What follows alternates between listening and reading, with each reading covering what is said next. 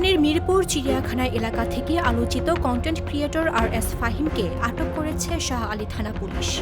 রোববার শাহ আলী থানার ভারপ্রাপ্ত কর্মকর্তা মোহাম্মদ জাহাঙ্গীর আলম বিষয়টি নিশ্চিত করেন।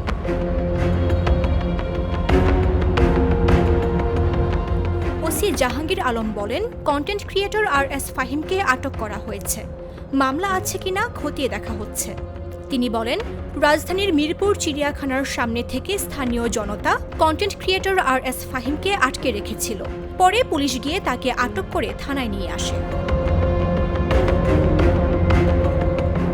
তার বিরুদ্ধে জুলাইয়ের ঘটনাবলী নিয়ে বিভিন্ন থানায় মামলা রয়েছে বলে জানতে পেরেছি। সেগুলো খোঁজ নিচ্ছে বলেও জানান পুলিশের এই কর্মকর্তা।